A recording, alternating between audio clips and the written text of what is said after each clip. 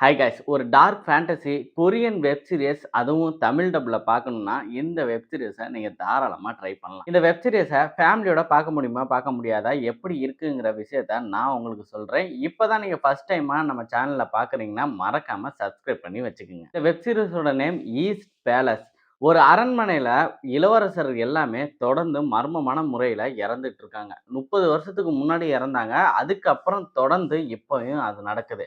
அந்த அரண்மனையில எல்லாரும் பேசிக்கிறாங்க. ஒரு குலத்தாவி தான் இளவரசர் கொன்னுகிட்டு இருக்குன்ட்டு எல்லாருமே பேசிட்டு இருக்காங்க. அதனால ராஜா உள்ளூர்லயே ஆவிகள் உலகத்துக்கு போகக்கூடிய குயன் சிங்ன்னு ஒருத்தன நியமிக்கிறாரு. நீ அந்த ஆவிய எப்படியாவது அழிக்கணும் அப்புட்ன்ட்டு அவன மிரட்டி அந்த வேலைய செய்ய வைக்கிறாரு. அவன் கூடயே தன்னோட மகளான இளவரசியும் அனுப்பி வைக்கிறாரு.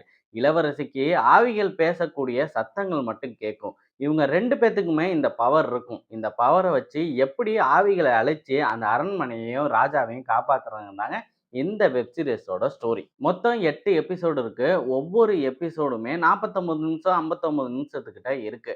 ஒரு சில இடங்கள்னா கண்டிப்பா உங்களுக்கு போர் அடிக்கும். கொஞ்சம் ஸ்லோவா தான் போகும். ஆனா சினிமேட்டிக்கா பார்த்தீங்கன்னா, வேற லெவல்ல எடுத்திருக்காங்க. ஃபைட் சீன்லாம் சூப்பரா பண்ணியிருக்காங்க. கிராபிக்ஸ் ஓரளவு இந்த வெப் சீரிஸ்க்கு பட்ஜெட்டுக்கு ஏத்த மாரி நல்லா தான் பண்ணியிருக்காங்க. ஸ்க்ரீன் பிளே தான் கொஞ்சம் ஸ்லோவா போகும். ஹீரோ ரோல்ல நடிச்ச குயல் சிங் ரொம்ப சூப்பராவே அவரோட ரோல பண்ணியிருக்காரு. அந்த ஆவிகள் உலகத்துக்கு போறப்ப இருக்கிற ஒரு டிரான்ஸ்ஃபர்மேஷன் இருக்கு பார்த்தீங்கன்னா, அதெல்லாம் சூப்பராவே பண்ணியிருந்தாங்க.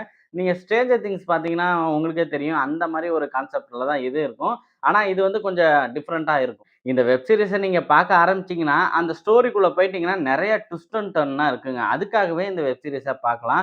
நல்ல சஸ்பென்ஸா அடுத்து என்ன நடக்க போகுதுன்னு உங்களால கணிக்க முடியாத அளவுக்கு இந்த ஸ்டோரி இருக்கும். அடுத்து தமிழ் டப்பிங் பார்த்தீங்கன்னா, ரொம்ப அருமையா பண்ணியிருக்காங்க. கேட்கறதுக்கு நல்லா இருக்குங்க. எந்த ஒரு குறையுமே இல்ல. டயலாக்லாம் நல்லா எழுதியிருக்காங்க.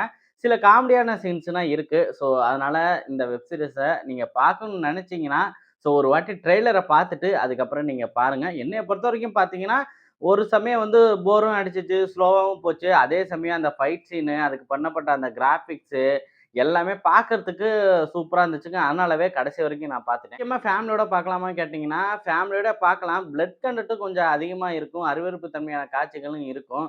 ஸோ, அதனால 18 வயசுக்கு மேல உள்ளவங்க பாருங்க. அடல்ட் கன்டென்ட்னா கிடையவே கிடையாதுங்க. ஸோ, பிரச்சனையே இல்ல. அடல்ட் கன்டென்ட் வரவே வராது. இந்த வெப் சீரிஸ்ல நல்லா நீட்டா, டீசென்ட்டா எடுத்திருக்காங்க. ஒரு டார்க் ஃபேண்டசி அதே சமயம் ஆக்ஷனாவும் ஒரு வெப் சீரிஸ் நீங்க பார்க்கணும்னு நெனச்சீங்கன்னா, அதுவும் தமிழ் டப்ல Netflixல இந்த வெப் சீரிஸ தாராளமா நீங்க பார்க்கலாம். இதே மாரி மூவி ரிவ்யூக்கு, வெப் சீரிஸ் ரிவ்யூக்கு, மூவி அப்டேட்க்கு நம்ம சேனலையும் சப்ஸ்கிரைப் பண்ண மறந்துறாதீங்க.